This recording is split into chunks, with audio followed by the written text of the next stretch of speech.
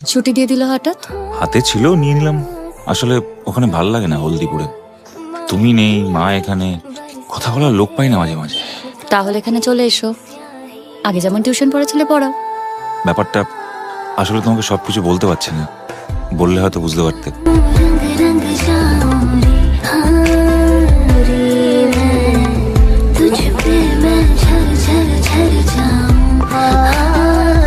তুমি ফ্রেশ হয়ে নাও, আমি বরঞ্চ চাটা করে নিয়ে আসি। হ্যাঁ বলো দিদি। অন্যদা, তুমি হসপিটালে আছো তো? আছি।